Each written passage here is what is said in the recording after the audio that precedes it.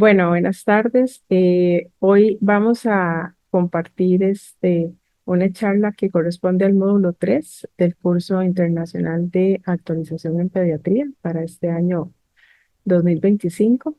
Agradecerle a los coordinadores por la invitación y que nos pidieron que habláramos sobre este tema tan importante como es la hipertensión en niños. Entonces, vamos a dar inicio. Yo soy la doctora Sara Fernández, soy nefróloga pediatra. Trabajo en el Hospital Nacional de Niños y también soy profesora adjunta de la Universidad de Costa Rica. Aquí les comparto lo que es el contenido de lo que vamos a hablar hoy. Primero vamos a revisar algunos casos clínicos porque me parece que es importante que veamos cómo la hipertensión arterial en algunos de los casos fue el pivote que dio la sospecha de estudios y desencadenó una evaluación diagnóstica de estos pacientes. No siempre es así, pero son casos que son muy interesantes y que me gustaría compartir con ustedes para que así aprendamos. Y la otra parte va a consistir en la revisión de las recomendaciones para lo que es el diagnóstico y manejo de la hipertensión arterial en niños que hace la Asociación Americana de Pediatría. Estas recomendaciones salen en el año 2017, ya no son tan nuevas, sin embargo siguen siendo el pivote para lo que es el manejo de la hipertensión arterial y a partir de aquí se generan los diferentes protocolos de diferentes países, regiones e instituciones. Sigue siendo el material de base y es el que vamos a revisar hoy. Entonces, para empezar nuestra charla, aquí les traigo, como les dije, varios casos interesantes. Este primero es una niña de 10 años, que era una niña porque presentaba una crisis de asma, conocida asmática, y cianosis. La abuela era una señora que era hipertensa, entonces tenía un equipo para tomar la presión arterial en la casa. Como la niña tenía una crisis de asma con cianosis peribucal, ella decide, la abuela, tomarle la presión arterial y se encuentra con estas cifras de presión arterial, que evidentemente ella, como conocedora de esta enfermedad, le llamó tremendamente la atención, que estaban muy altas para una niña. Ya va a a la clínica a consultar en emergencias y ya revisando el caso con detenimiento y un poco más con la historia clínica, podemos ver que es una paciente que clínica por cefalea. También si observamos el nacimiento como la vemos en el lado izquierdo, es una niña que tiene un problema de sobrepeso, ¿verdad? Es una niña obesa. A eso le asociamos que dentro del examen físico y el laboratorio tenía cantosis e la causa de su hipertensión arterial. En este caso, pues no se hicieron muchos estudios, se abordó principalmente desde un punto de historia clínica y un screening básico y se determinó que la hipertensión arterial de esta niña era causada por un síndrome metabólico. Vamos al siguiente caso. Es una niña igualmente de 10 años, que en esta ocasión es una niña que consulta a la clínica periférica por unas adenopatías cervicales. Al examen físico en la clínica, pues no suele ser usual, pero en ese momento la enfermera le puso el monitor y le tomó la presión arterial y se encontró con estas cifras de presión arterial que una vez más llamó tremendamente la atención. Muy semejante al caso anterior, vemos lo que es su condición de fondo estatural. Vemos que es una niña que tiene una estatura normal y tiene un peso adecuado para su edad, o sea, no es una niña obesa. Aquí ya el cuadro de un síndrome metabólico no nos cansaría. Revisando la historia clínica, vemos que tiene múltiples consultas, igual por cefalea, y había algo que llamaba mucho la atención en el examen físico, y es que la niña y la mamá referían que cuando hacía actividad física presentaba claudicación, no lograba hacer el ejercicio que le ponían en la escuela. Se decide realizar estudios para investigar un poquito más la causa de esa hipertensión, porque llamaba mucho la atención que es una niña de 10 años, que es eutrófica, no tiene problemas de sobrepeso y los datos de claudicación al examen físico, o a la actividad física, perdón. Se le hace un electroencefalograma que arroja datos de hipertrofia ventricular izquierda y se le hace un ultrasonido de abdomen en el cual se encuentra que hay un adelgazamiento de la aorta. Ya completando el estudio más a fondo, el diagnóstico de la hipertensión, de la causa de hipertensión arterial de esta niña es un síndrome aórtico medio, que es un síndrome poco frecuente, en donde por alguna malformación congénita hay un adelgazamiento de la aorta exactamente donde nacen las arterias renales, y eso es lo que lleva al desarrollo de hipertensión arterial de origen renovascular. Como ven ustedes, estos dos primeros casos que les puse inicialmente, son muy parecidos, son dos niñas de la misma edad, una con datos claros de obesidad y síndrome metabólico como causa de la hipertensión arterial, que eso lo definimos como una hipertensión arterial esencial, y esta otra niña como una hipertensión arterial de origen renovascular, o sea, es una hipertensión arterial secundaria. Aquí tenemos otro caso que es una niña de 11 años, que es previamente conocida sana. Es un caso muy interesante. Ella ingresó este año, esta sí fue directamente al hospital de niños.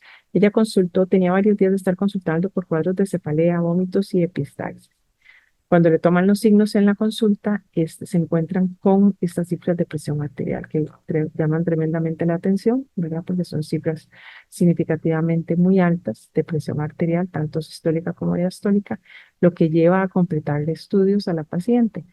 Como ven en estos estudios que les muestro, es una paciente que tiene compromiso de varios sistemas, tiene, ¿verdad?, una anemia, tiene afectación de su función renal, trastorno de electrolitos, tiene una condición de acidosis metabólica y tiene una orina con datos también francos de compromiso renal. Bueno, para acortar un poco la historia, esta paciente se hospitaliza, se completan estudios y lo que se le diagnostica es una vasculitis microangiopática ANCA-P positiva. Lamentablemente, esta niña está ya en hemodiálisis. eh, Llegó a una condición bastante avanzada de su enfermedad, como una creatinina en 14 y una urea en 129, que a pesar de las terapias que se le realizaron, no logramos recuperar su función renal y en ese momento está en espera del trasplante.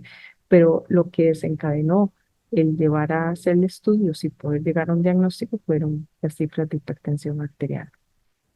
Este otro caso, el cuarto, es un chico masculino de 12 años, él es vecino de Guanacaste. Es un chico que era conocido sano y tenía 15 días de evolución de estar presentando también cuadros de cefalea y epistaxis. Principalmente los desencadenaba en la escuela. Al inicio pensaban que era por el calor, por la actividad física. Sin embargo, fueron ya reiterativos, entonces la mamá decide llevarlo al hospital de Liberia. En el hospital de Liberia también le toman las presiones, vea que nos encontramos una vez más con presiones significativamente altas, tanto la sistólica como la diastólica. Todo el examen físico y el resto de la exploración fue totalmente normal. Sin embargo, ante esas cifras de presión arterial, pues se decide ingresar al paciente para completarle estudios. Una vez más, se encuentra dentro de los estudios que se le hacen, se le encuentra una alteración de la función renal, una creatinina en 1.5, un examen de orina que ya daba datos de proteinuria. Se le hace un ultrasonido renal y de vías urinarias en donde se documenta por primera vez que en niños portadores de un riñón único de aspecto normal del riñón izquierdo, el riñón derecho no se logra encontrar, probablemente es monorreno congénito, y se le hace un eco, ¿verdad? Por su hipertensión arterial, y el eco nos arroja una leve hipertrofia del ventrículo izquierdo. Entonces aquí tenemos ya un paciente que era en teoría previamente conocido sano hasta los 12 años, que ingresa por un cuadro de epistaxis cefalea con hipertensión arterial, que ya tiene, podríamos considerarlo, daño al órgano blanco. Tenemos alteración de la función renal, tenemos proteinuria y tenemos una hipertrofia del ventrículo izquierdo. Se le continúan estudios orientados a alguna causa renal. Se le hace una cistografía y se documenta una estrechez de la uretra posterior, que es la imagen que podemos ver aquí, eh, señalada con la flecha roja, donde hay una estrechez a la salida a la evacuación de la vejiga, lo que ocasiona, pues, eh, eh, lo que conocemos como una uropatía por reflujo o una uropatía obstructiva. Se le hace un gamma, un MAC3, eh, en donde encontramos un riñón único izquierdo con una retención del medio a nivel pielocaliciano con un patrón obstructivo. El diagnóstico es una neuropatía obstructiva y esto es lo que nos lleva a la hipertensión arterial. Una vez más, es una hipertensión arterial secundaria. En este otro caso es una chica de 13 años que es vecina de Limón. Es un caso también muy interesante. Este nos costó bastante llegar a un diagnóstico eh, claro de su patología de fondo. Ella consulta en múltiples ocasiones al CAIS de Limón por cefaleas a repetición. Ahí se le diagnostica hipertensión arterial en el mes de octubre y se refiere a nutrición por sobrepeso, pero no se hace ninguna otra eh, maniobra médica, solamente se le indica que debe bajar de peso y se envió a nutrición. Sin embargo, las citas a nutrición estaban muy prolongadas, no había sido valorada por nutrición, la paciente seguía con su condición de sobrepeso y para abril del siguiente año, la paciente es internada en el Hospital Calderón Guardia, referida al Hospital de Siquirres con los siguientes diagnósticos: una lesión renal aguda, Akin 3, una emergencia hipertensiva, un edema pulmonar y múltiples crisis convulsivas. Para resumirles un poco este caso, porque fue bastante largo, en el Calderón Guardia se ingresa por su condición muy grave en la unidad de cuidados intensivos. Es una paciente que se maneja inicialmente como una glomerulonefritis aguda de causa a determinar y se coordina una biopsia. Posterior a la biopsia renal tiene complicaciones en donde hace un hematoma retrorrenal con una acumulación de 120 cc, que empezó con 120 cc, llegó hasta 700 cc de sangre y bajó la hemoglobina 4. Se le completan estudios sospechando un lupus, eh, se le hace un ANA y un anti-DNA que salen positivos, pero todo es un contexto de sepsis. Sin embargo, otros parámetros como el complemento, C13-4, las serologías virales y BRL y otros estudios por lupus salieron negativos. Sin embargo, los médicos especialistas en cuidados intensivos la continúan manejando como un lupus. Se le ponen dosis de metilprednisolona, se le coloca una dosis de ciclofosfamida hasta que sale el resultado de la biopsia. Y la biopsia renal dice que es eh, una patología de cambios mínimos que ni siquiera tiene depósitos de anticuerpos con una inmunohistoquímica negativa. Ahí entonces se descarta la posibilidad de que sea un lupus, se valora por nefrología y por reumatología del Hospital Calderón Guardia. Reumatología confirma que no es un lupus, nefrología también, pero también nefrología dice que a este punto ellos no pueden asumir la paciente estaba en terapia de reemplazo renal en la unidad de cuidados intensivos y que lo que correspondería es seguir con hemodiálisis, pero que ellos no tenían espacio disponible, que conversara con el hospital de niños para ver si nosotros podíamos recibir a esa paciente. La estaban viendo en el hospital de adultos porque tenía una edad 13 años y un poquito más, que fue cuando desarrolló el cuadro inicialmente.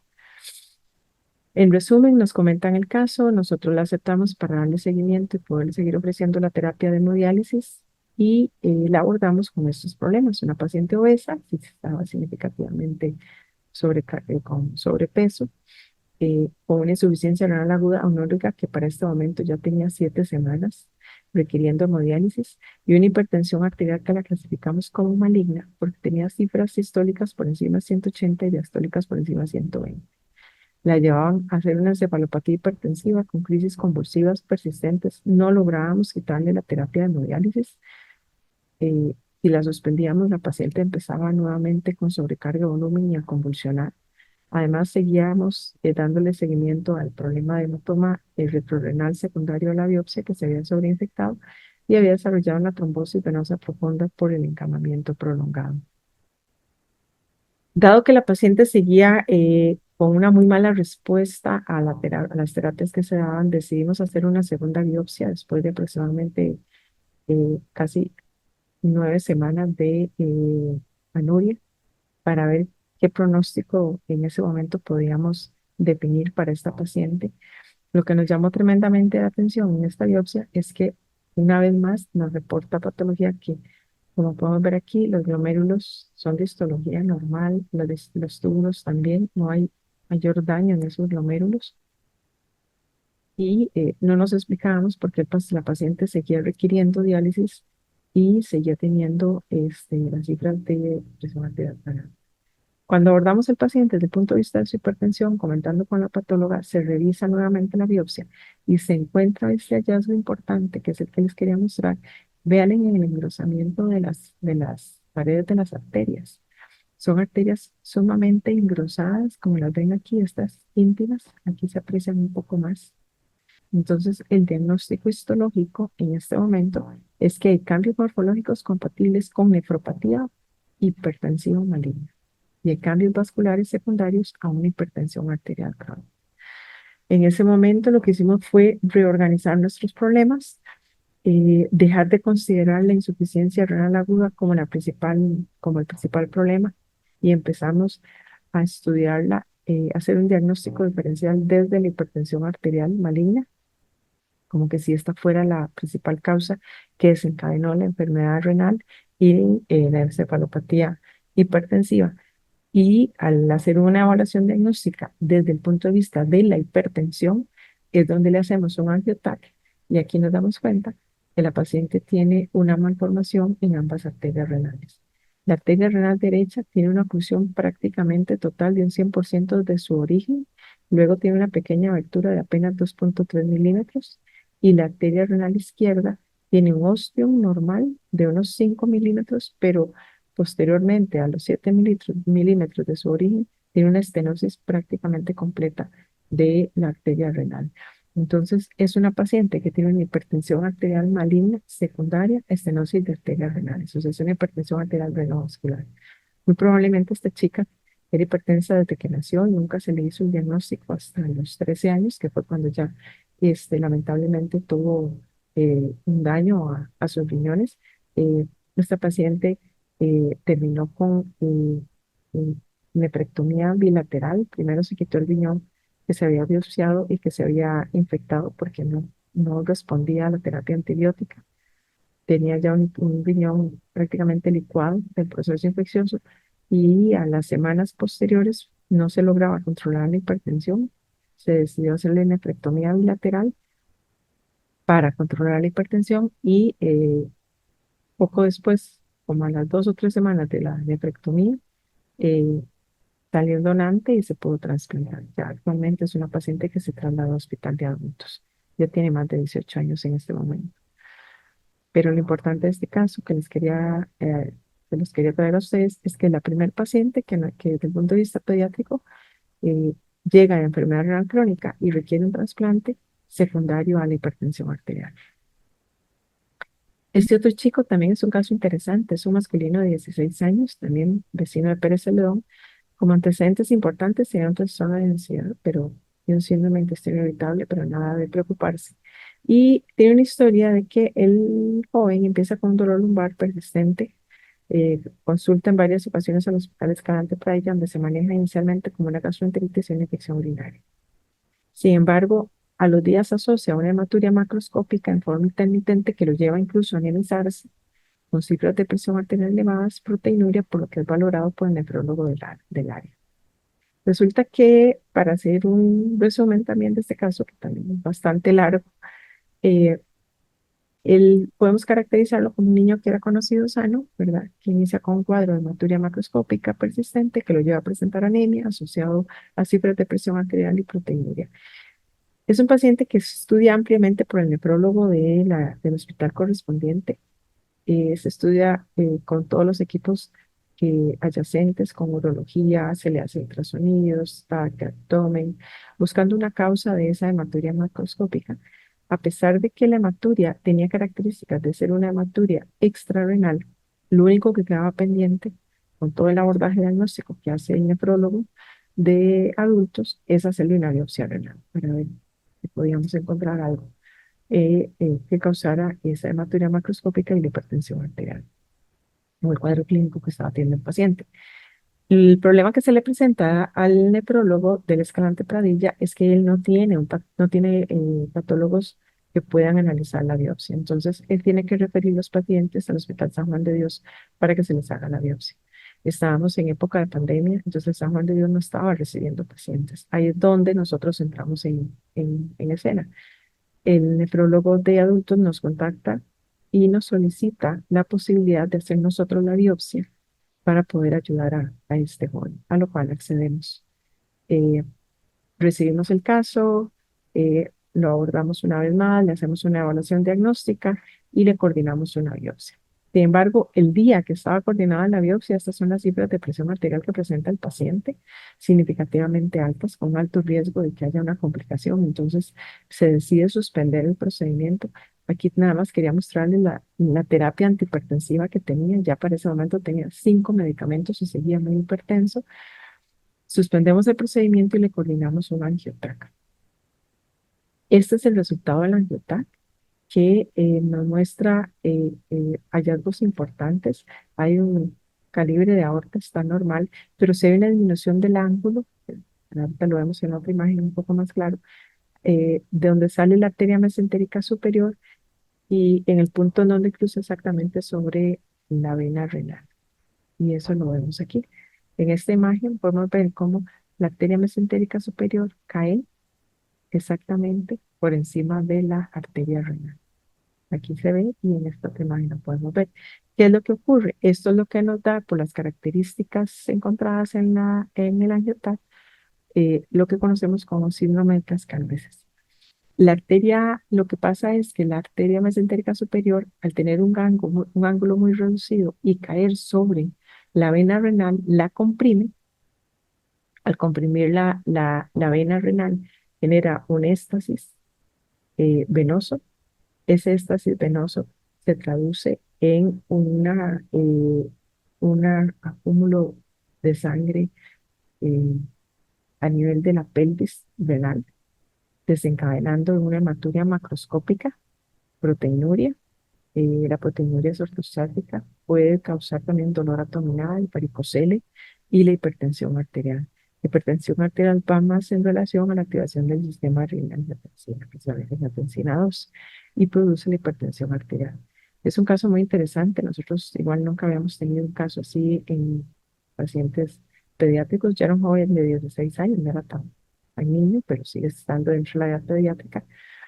Y historiando un poco, lo que encontramos es que este paciente empieza a desencadenar estos cuadros de hematuria e hipertensión por una pérdida significativa de peso que tiene. Entonces, probablemente al perder peso pierde mucha grasa visceral y eso es lo que ocasiona la caída de la arteria mesentérica superior y el aplastamiento de la vena renal.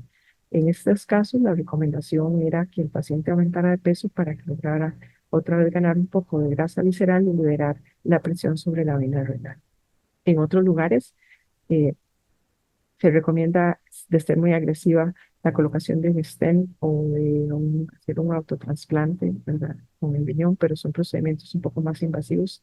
Nosotros indagamos la posibilidad aquí desde el punto de vista quirúrgico de colocar un stent, sin embargo, llegar hasta ahí por medio de cateterismo es bastante complicado. Entonces la recomendación era que aumentara de peso para que corrigiera un poco el ángulo de la mesentérica superior y corregir la hipertensión arterial. Este otro caso, ya para ir terminando con los casos clínicos que les traía hoy, es un chico de 11 años que es vecino de la abuela. Tiene como antecedente importante un cierre percutáneo de una CIA 2 años previos y no lo refiere cardiología porque en las últimas consultas ellos empiezan a observar que las cifras de presión arterial están elevadas para su edad. El eco que ellos le hacen dice que el dispositivo está in situ, que no tiene fugas, que tiene apenas una insuficiencia mitral leve, que no hay datos de hipertrofia, no hay coartación y hay una función conservada. Entonces nos refieren al paciente para valorar la posible causa de esa hipertensión arterial y el manejo. Cuando hacemos una historia clínica completa, encontramos que es un paciente que sí tiene obesidad y que tiene cifras de presión arterial elevadas. Como antecedentes importantes, fue un recién nacido que fue pequeño, adecuado para la estacional, fue un prematuro de 34 semanas y con el antecedente de cirugía fetal por cardiopatía congénita. Tiene antecedente quirúrgico de la CIA, del cierre percutáneo y una fractura de ortopedia y una fractura de la tibia y peroné y talón derechos al caer de 3 metros de altura de un implante. Sin otro antecedente que nos pudiera dar algún indicio. Se le completan algunos estudios básicos, pero al final determinamos que la hipertensión arterial de este chico es una hipertensión arterial esencial, principalmente causada por su obesidad y la prematuridad, que son algunas de las cosas que vamos a hablar más adelante. Fueron los dos factores de riesgo que encontramos que fueron los causantes de su hipertensión arterial. Pues para ya entrar un poquito en el tema, como les decía, me parecía importante hablarles de estos casos porque no son frecuentes, son casos extraños, pero es muy, muy ilustrativos de la hipertensión arterial. Y que en todos ellos las cifras de presión arterial elevadas fueron las que dieron el pivote para la evaluación diagnóstica. Como vieron, en muchos de ellos eran cifras de presión arterial significativamente altas y que por supuesto llamaban la atención. ¿Qué podemos decir del manejo de la hipertensión arterial en nuestro medio? Pues realmente hipertensión arterial en niños siempre ha sido un tabú, siempre se ha considerado como una enfermedad que no es existente. De hecho, yo he escuchado frases tan peligrosas como que a los niños no hay que tomarles la presión porque no tienen presión, ¿verdad? Y provenientes de inclusive personal médico y personal de enfermería. La primera vez para que vean que no es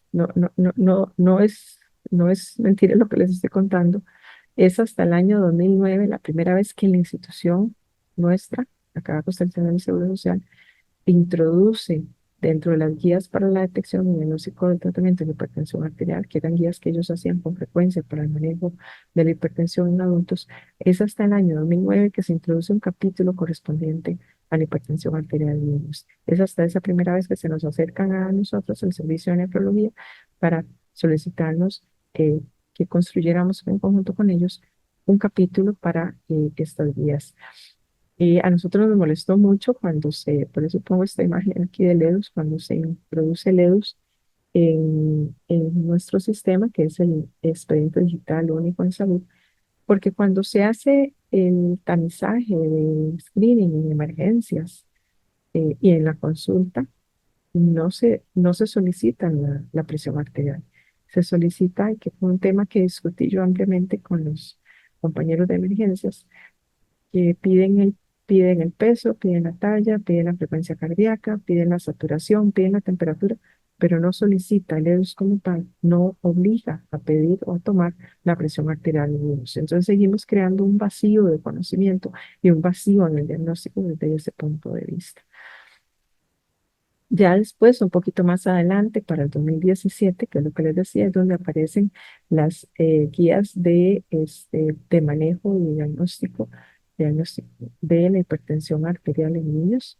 Eh, ya no están tan novedosas, pero siguen siendo el pivote para el desarrollo de protocolos y tratamiento de la hipertensión arterial en los niños. ¿Qué tiene de nuevo este último reporte? Es una actualización del cuarto reporte de diagnóstico de evaluación de tratamiento de la hipertensión arterial en niños y adolescentes, que el último salió en el 2004. Eh, este último reporte de hipertensión arterial incluye 30 puntos de acción y 27 recomendaciones adicionales al reporte anterior. Se da una revisión de 15.000 publicaciones que van desde enero del 2004 hasta julio del 2016.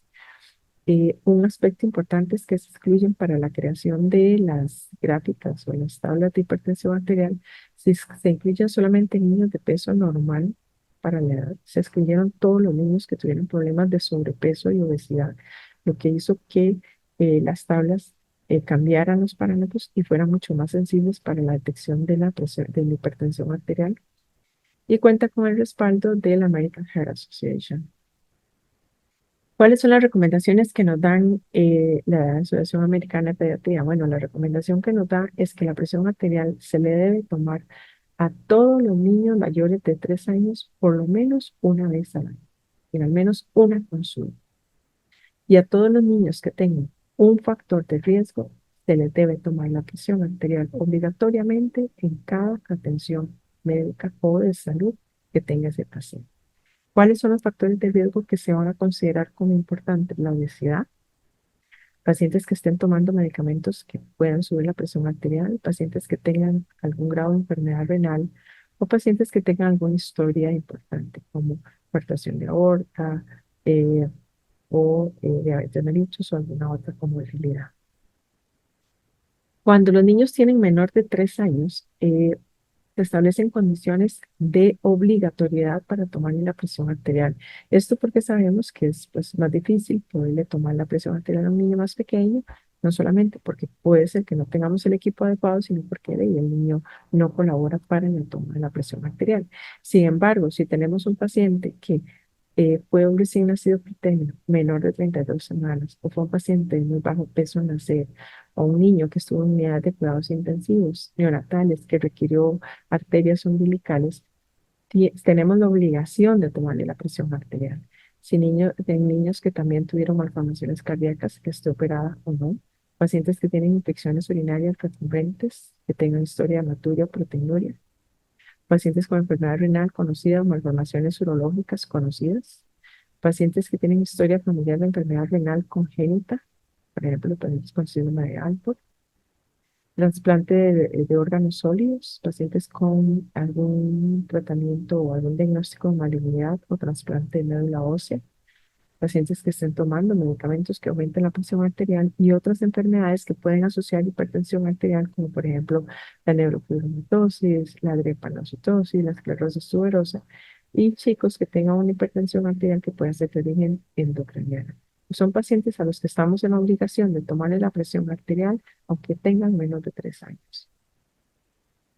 Recordemos, solo para recordar, que la presión arterial en niños tiene diferencias en relación a la de los adultos. Va a depender del género, de la talla y de la edad. No es un valor único.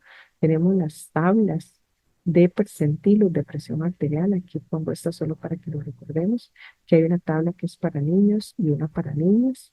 Y hay en este lado derecho tenemos las cifras de presión arterial sistólica y del lado izquierdo la de diastólica. Esta columna horizontal corresponde a los percentilos de la talla.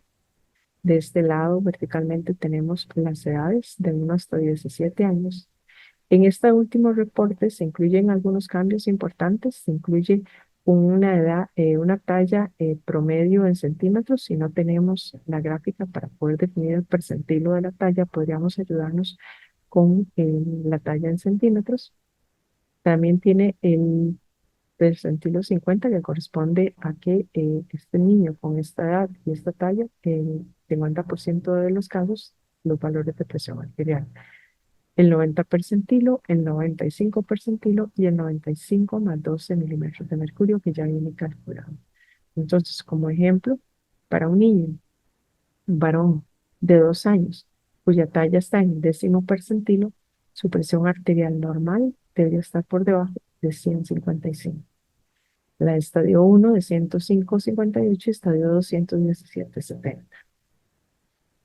Hay una actualización en la definición de la presión arterial. Se dividen en dos grupos de pacientes, en niños menores de 13 años y niños mayores de 13 años. Esto realmente se hace para agilizar un poco el diagnóstico.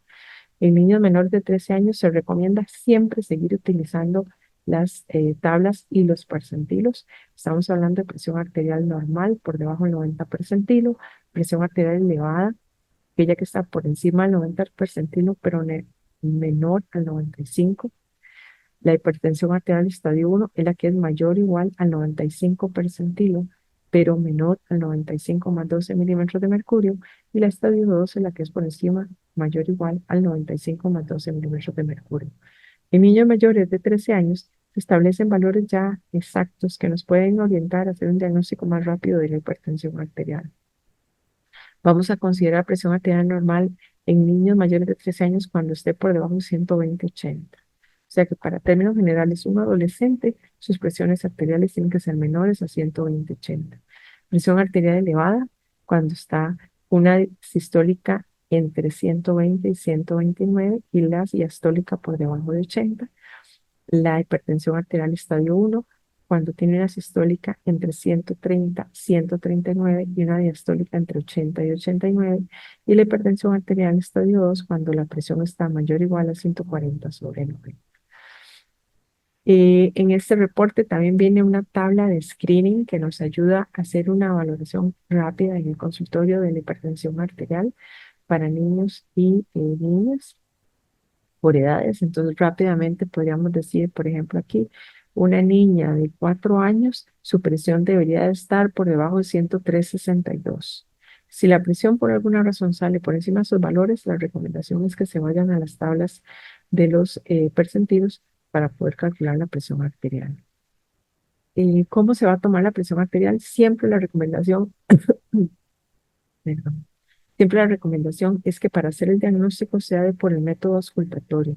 Se toma con el niño sentado, que esté en brazos, tranquilo, y se debe tomar en el miembro superior derecho. Eh, Debemos de tomar la presión arterial con el manguito y tamaño adecuados para el brazo del paciente. Si utilizamos manguitos muy pequeños, vamos a tener presiones arteriales más altas. Si no tengo muchos tamaños de manguitos, como ven en la imagen, siempre vamos a tratar de escoger el mango más grande para tener una presión arterial más certera. El diagnóstico se hace con al menos 3 valoraciones de presiones arteriales mayores al 95 percentilo en momentos diferentes, idealmente auscultado. Se recomienda siempre que sea en el miembro superior derecho para evitar sesgos en caso de que ese paciente tuviera alguna cardiopatía, por ejemplo, una coartación de aorta. Que el paciente haya estado en reposo por lo menos de 3 a 5 minutos, que estuviera sentado. El tamaño del manguito, idealmente, si no estamos muy seguros, cogemos el manguito y lo medimos en el brazo del paciente, como lo vemos en esta imagen, y el largo del manguito tiene que cubrir a lo largo por lo menos un 40% de la distancia entre el hombro y el codo. Y el diafragma, que es la porción que se infla, tiene que cubrir al menos de un 80 a un 100% de la circunferencia del brazo. Con esa imagen y esos datos, podemos estar seguros que el mango que estamos usando es correcto para medir la presión arterial. Es muy dado a veces en los centros de salud tomar la presión arterial en los miembros inferiores porque el paciente tiene las vías colocadas en los miembros superiores. Realmente esto no se recomienda para el diagnóstico. Existen manguitos para tomar la presión arterial en los miembros inferiores, pero lo ideal sería tomarlo en la fosa poplítea y en forma auscultatoria, que eso prácticamente no lo hacemos, y siempre la presión va a estar por encima de 10 a 20% o de la que es de la normal o de la que ha sido tomada a nivel de miembros superiores. Una vez que tenemos un paciente ya con el diagnóstico de hipertensión arterial, podemos empezar a hacer un screening básico para descartar algunas causas de esa hipertensión arterial o bien valorar. Lo que nos interesa es daño a órganos blancos. Entonces, como mínimo, le vamos a hacer un examen general de orina, una química básica que conlleve electrolitos y una función renal. Se le puede hacer un perfil de lípidos. Si es un niño menor de 6 años, sí está recomendado hacer un ultrasonido renal y de vías urinarias como evaluación diagnóstica de ingreso. Ya después, dependiendo de la historia clínica y la condición física del paciente, si es un paciente obeso o es un adolescente, vamos a incluir la hemoglobina glicosilada, pruebas de función hepática, el perfil de lípidos. También podemos hacer, si es necesario, un test rápido de glucosa, ¿verdad? Si estamos pensando en que el paciente puede tener riesgo de diabetes. Podemos valorar hormonas de función tiroidea. eh, por historia clínica, podríamos, si nos tenemos la sospecha, determinar si es necesario hacer test de detección de drogas, ¿verdad? Si el paciente tiene antecedentes de ser roncador, si suele estar muy dormido durante el día o reportar historias de apneas, entonces durante el sueño hacer estudios del sueño y completar algunos estudios en caso necesario si el paciente tuviera problemas en su crecimiento o alteración de la función renal. Pero en resumen, vamos a hacer un screening básico iniciando con un examen general de orina, unas pruebas de función renal, electrolitos, un perfil de lípidos y ultrasonido renal, solamente el ultrasonido obligatorio en menores de 6 años. A partir de ahí estaríamos dirigiendo los demás estudios según la clínica y la historia del paciente. ¿Cuáles son las causas de hipertensión arterial? Bueno, pues en pediatría antes se consideraba, hace muchos años, que la hipertensión arterial pues era muy poco frecuente, con incidencia de 2 o 3%, porque era una hipertensión arterial secundaria. Siempre había alguna causa que causaba la hipertensión arterial. Hoy en día, lamentablemente, ya la hipertensión arterial secundaria no se considera la causa más frecuente en pediatría.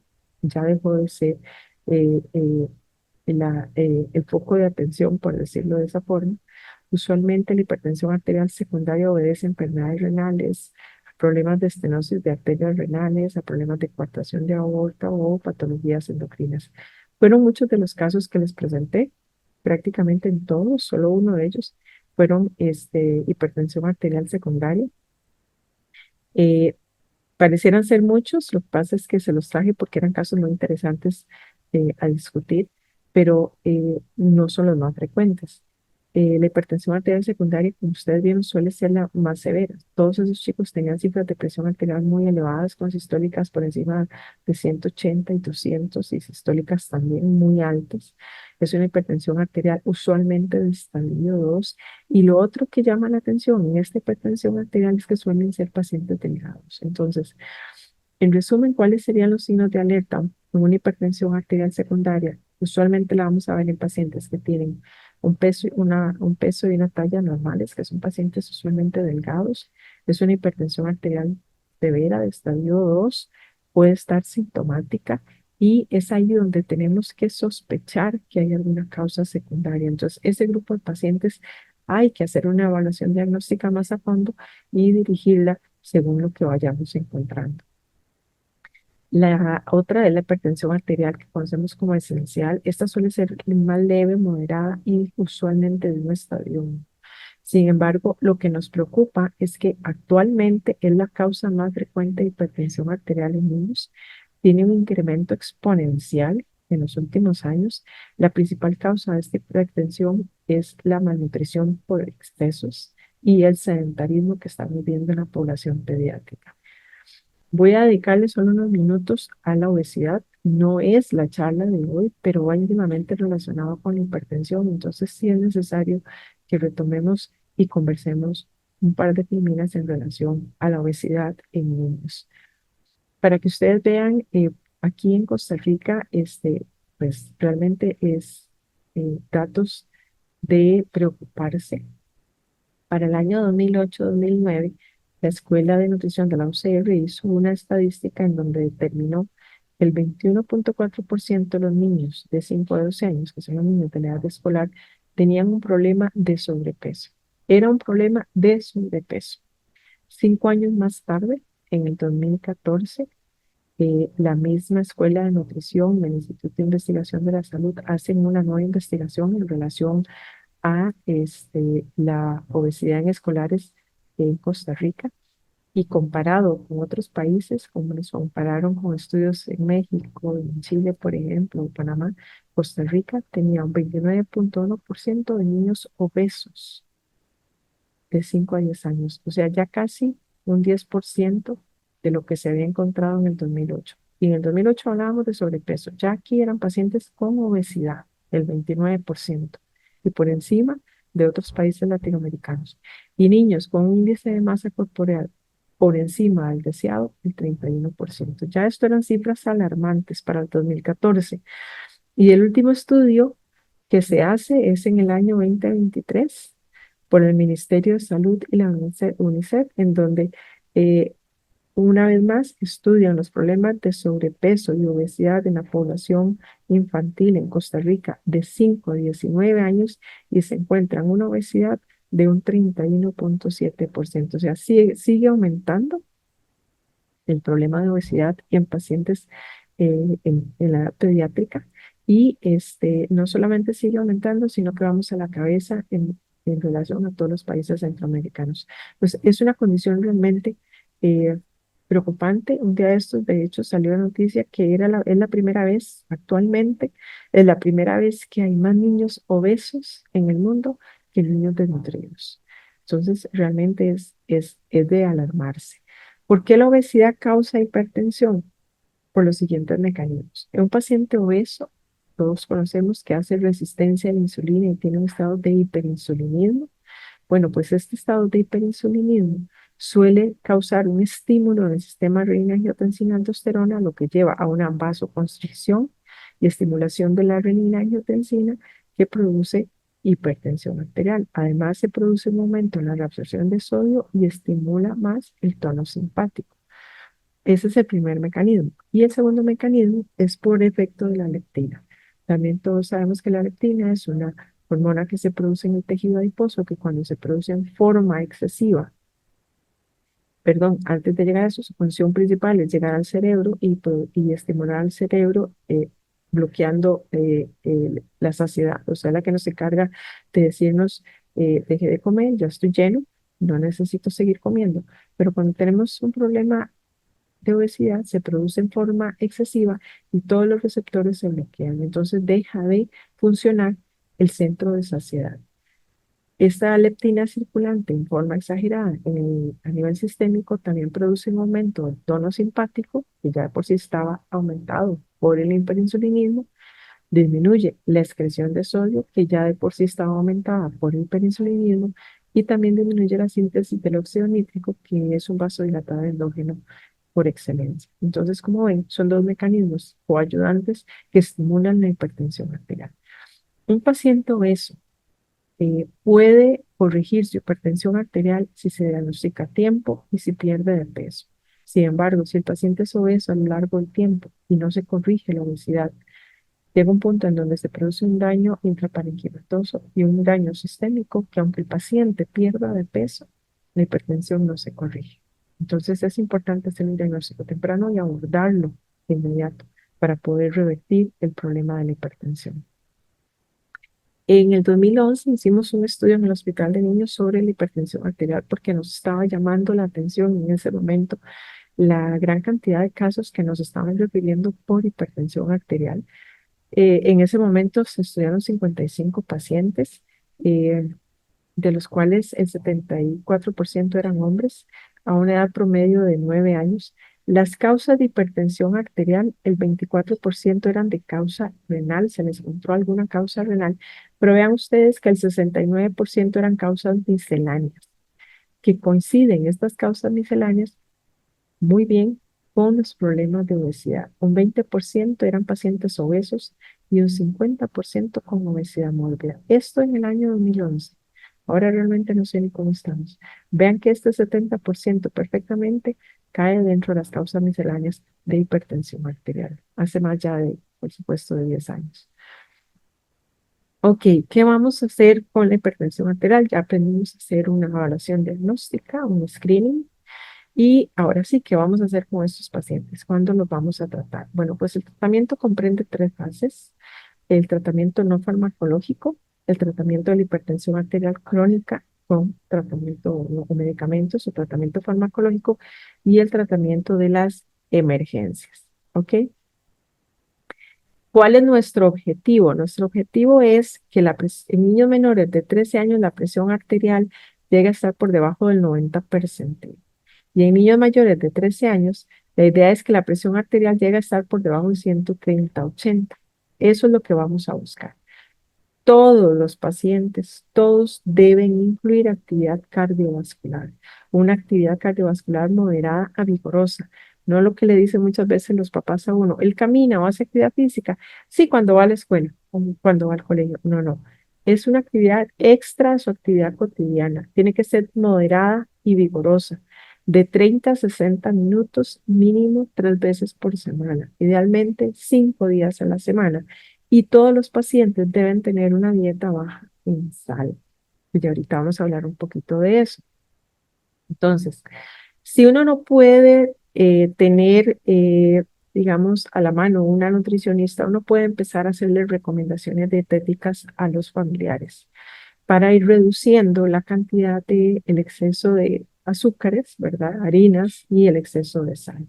Entonces, las recomendaciones que podemos hacer es disminuir el tamaño de las porciones de la alimentación del niño, evitar alimentos ricos en azúcares y con abundantes calorías, incrementar la ingesta de frutas y vegetales, e incluir desayuno saludable, porque es terrible cuando uno interroga a estas familias, los hábitos alimenticios son bastante preocupantes. Como les digo, si se puede solicitar ayuda o incorporar a una nutricionista, pues hacemos uso de ella. Y es muy importante evaluar los hábitos alimentarios de la familia, porque si no hay cambio en los hábitos alimentarios de la familia, difícilmente el niño los va a lograr. Como recomendaciones en una ingesta adecuada de sodio, se dice que niños de 4 años, de 4 a 8 años de 1,2 gramos al día, y en niños mayores un máximo de 1,5 gramos al día.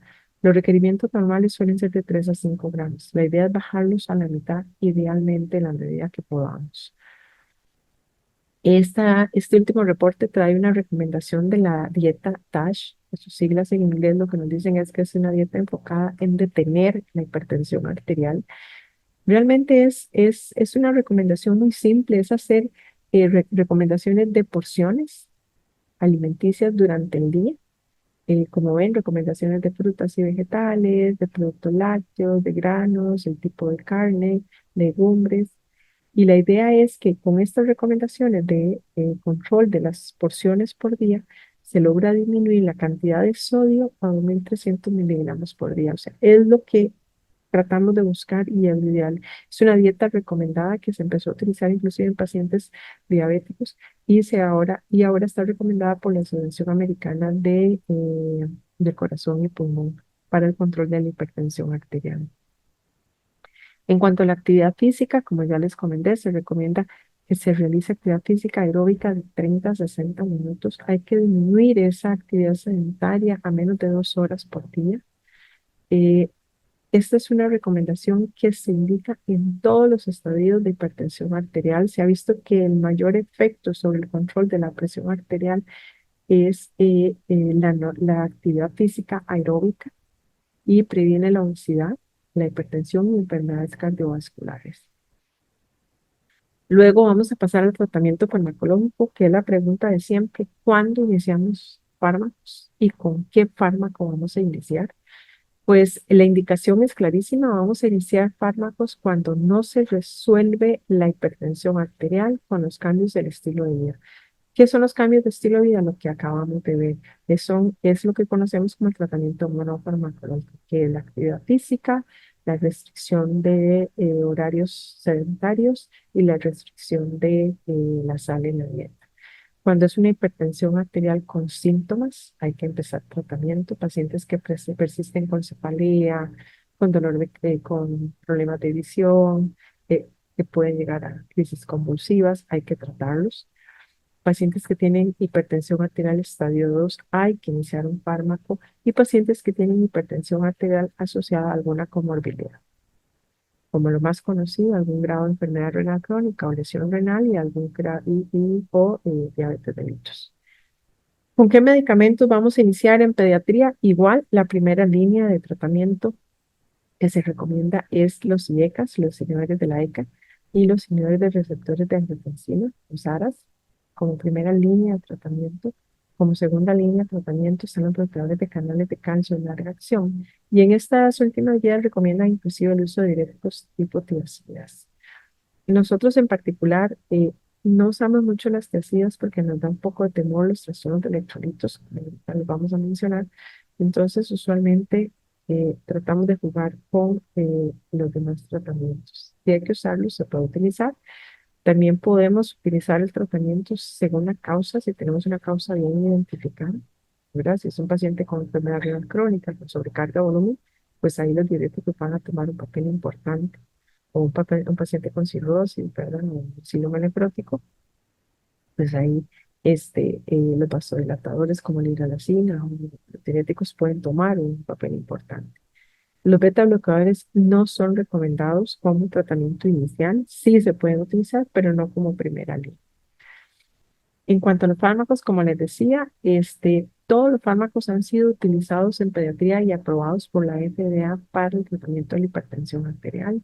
Como primera línea vamos a tener los inhibidores de la ECA. Lo que nosotros tenemos es el enalapril. Vean que lo podemos usar desde el primer mes de edad. Es bastante seguro para el control de la hipertensión arterial ambulatoria. Hay otras presentaciones en el mercado que podríamos utilizar también. Todas van en relación al peso. La recomendación es siempre iniciar con la dosis más baja y conforme uno va evolucionando el paciente, si no hay respuesta, va aumentando la dosis hasta llegar a una dosis máxima. Hasta que no se llega a una dosis máxima, no se incluye un segundo medicamento de otro mecanismo de acción. En la primera línea también tenemos los ARAs. En nuestro medio tenemos el Irbesartán. Como ven, lo podemos utilizar en niñas mayores de 6 años con 75 miligramos de 6 a 12 años y mayores de 13 años ya podemos usar los 150 miligramos, inclusive llegarlos a la dosis máxima de 300 miligramos. Hay otras presentaciones en el mercado que también se pueden utilizar. Los inhibidores de canales de calcio, exactamente igual. Tenemos en nuestro caso la amlodipina, que se puede usar desde el primer año en adelante. Hay otros en el mercado que con las mismas recomendaciones empiezan a una dosis baja hasta llegar a una dosis máxima. Si no hay respuesta, se agrega un segundo medicamento. Y las tiazidas, que como les decía, los efectos secundarios que pueden llevar es a una hipocalemia, que ahí es donde a uno le da un poco de temor, los trastornos del ritmo, principalmente. Entonces, lo usamos con un poco de discreción. Sin embargo, las guías sí lo recomiendan como una tercera línea de tratamiento. En nuestro caso sería la hidroclorotiazida a 1 miligramo por kilogramo por día para empezar. Los tratamientos de la hipertensión arterial severa, cuando tenemos un estado de emergencia, cuando el paciente tiene sintomatología y datos de hipertensión arterial severa, podemos utilizar vasodilatadores como la hidralazina, también un nitroprusiato de sodio. Uno muy bueno es el labetalol, tiene una respuesta bastante buena intravenosa, pero bueno, si lo tenemos disponible es de gran utilidad. Y en caso de que tengamos una hipertensión arterial que sea una urgencia, no sea tan severa ni sintomático, podemos utilizar la hidralazina como un vasodilatador que sería bastante seguro de usar.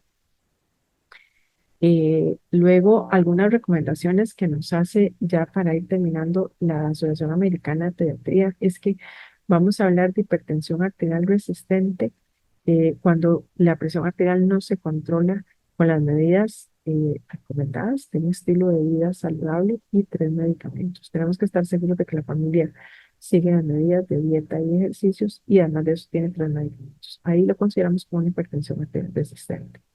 Otras recomendaciones que nos hace la Asociación Americana es que podemos utilizar estatinas en niños mayores de 8 años cuando tenemos ya problemas de lipidemia, según los valores del LDL, y más si tienen antecedentes familiares o si el paciente tiene diabetes mellitus. Y en el caso de la diabetes mellitus tipo 2, también está recomendado hipertensión arterial el uso de la metformina aprobado por la FDA en mayores de 10 años. Eh, ya para ir terminando, esta es una recomendación de lo que es el diagnóstico y manejo o seguimiento de la hipertensión arterial cuando tenemos un paciente por primera vez. Si estamos revisando un paciente y su presión arterial es normal, el control y seguimiento es anual y lo único que vamos a hacer es una recomendación de estilo de vida normal como cualquier paciente pediátrico que mantenga siempre peso y talla adecuados. Si en esa primera valoración nos sale una presión arterial elevada, vamos a hacer recomendaciones de un estilo de vida y vamos a valorarlo en una segunda ocasión a los 6 meses. Si persiste con presión arterial elevada, en ese momento vamos a hacer cambios en el estilo de vida y vamos a tomar control de la presión arterial en miembros inferiores y miembros superiores, buscando problemas de principalmente, por ejemplo, coartación de aorta. Y luego volvemos a citar en una tercera ocasión a los 6 meses. Si esa presión arterial, estamos seguros de que el paciente ha hecho cambios en su estilo de vida y persiste alta, seguimos con la misma recomendación, pero ya ahora sí vamos a hacer, está recomendado hacer un mapa, que es lo que es el control ambulatorio de la presión arterial o el Holter, que es con un dispositivo que se coloca, pues, todos lo conocen, ¿verdad? En el brazo, y monitorea la presión arterial en forma continua durante 24 horas. Y eso nos va a dar un panorama más claro de las cifras de presión arterial durante el día y durante la noche para poder llegar a un diagnóstico de hipertensión arterial. Aquí una observación importante, no es necesario hacer un mapa para hacer el diagnóstico, ¿verdad? Se necesitan 3 tomas de presión arterial en momentos distintos cuando están esas mayor o igual al 95 percentilo. Se hace el diagnóstico de hipertensión arterial. El mapa lo usamos cuando nos quedan dudas o para seguimiento, como en este caso de presión arterial elevada. Se debe hacer una evaluación diagnóstica, como lo vimos ahora, examen general de orina, función renal, electrolitos, perfil de lípidos, y valorar, referir al paciente en caso de que consideremos necesaria una valoración por el especialista. Ahora, en el caso de una hipertensión arterial estadio 1, en una primera valoración vamos a hacer una recomendación del estilo de vida y ese paciente se va a volver a ver en 1 o 2 semanas en una segunda valoración. Si la presión arterial sigue elevada, vamos a recomendar cambios en el estilo de vida, control de la presión arterial de miembros superiores e inferiores. Si no tiene indicación para empezar medicamentos, podemos citarlo en 3 meses. Si no tiene síntomas, si no tiene comorbilidades, si es un paciente que no tiene antecedentes de importancia, entonces lo vamos a citar en 3 meses. Si a los 3 meses la presión arterial sigue en estadio 1, ahí sí. Vamos a seguir con las recomendaciones de cambios en el estilo de vida. Se puede realizar un mapa de presión arterial, una evaluación diagnóstica. Vamos a iniciar tratamiento farmacológico y se puede valorar referir al especialista. Y en un estadio 2, en una primera valoración inicial, vamos a hacer cambios en el estadio de vida y control de la presión arterial, miembro superior y miembro inferior, y se va a valorar ese paciente en 1 semana. Y el paciente no está sintomático. Si está sintomático, es un paciente que se aborda diferente desde el inicio, hay que empezar tratamiento. Si no está sintomático, a la semana lo vamos a ver y si persiste con una hipertensión arterial estadio 2, pues ahí sí, valorar hacerle un mapa, una evaluación diagnóstica, iniciar tratamiento y valorar la referencia. Para nosotros los criterios de referencia a nefrología van a ser aquellos pacientes que tengan una hipertensión arterial que sea resistente, o sea que ya a pesar de los medicamentos y el tratamiento, la dieta y ejercicios, persiste con presiones muy elevadas o pacientes que tienen alguna comorbilidad, principalmente de origen renal, entonces la vamos a ver en nefrología o si tiene alguna otra patología que no sea, por ejemplo, endocrina y hipertensión, entonces preferimos verlo nosotros. Eh, Para ir finalizando, existen algunas aplicaciones que nos pueden ayudar a determinar los valores de presión arterial en los niños en el momento rápido de la consulta, como esta que les muestro aquí. Esta aplicación tiene en los percentilos adecuados al último reporte. El único defecto que tiene, porque ya lo he observado en varias ocasiones, es que la talla no la da en centímetros, sino en percentilos. Entonces, a veces nuestros pacientes son un poco más pequeños la talla en centímetros y no coincide con el valor que te sale en la aplicación. Eh, Como un esfuerzo más para seguir en el abordaje de la hipertensión arterial, porque como les decía, nos llama tremendamente la atención el crecimiento exponencial que se está dando en el diagnóstico de la hipertensión arterial, principalmente en niños con obesidad. Creamos este protocolo de atención clínica para el niño y la niña menor de 13 años con presión arterial elevada o hipertensión arterial con la institución. Se publicó en el año 2023. La idea es muy completo, es un lineamiento de screening, de detección temprana, de manejo, tratamiento y referencia de la hipertensión arterial que se aplica desde el primer nivel de atención para que nos ayude a hacer un diagnóstico de más temprano y enseñarle a nuestros personal en salud en lo que es el abordaje y tratamiento de la hipertensión. Y ya para terminar, recordemos que la hipertensión arterial pues es como un fantasma. Si no pensamos en ella, no le sospechamos y no lo buscamos, no lo vamos a encontrar. Y que los pilares del tratamiento son la actividad física y la dieta saludable. Recuerden siempre, por favor, que hay que tomarle la presión a los niños. Debe convertirse en nuestro cotidiano, en nuestra cotidiana, una herramienta más de nuestra cotidiana atención, una obligación de cada paciente que vemos en nuestros consultorios.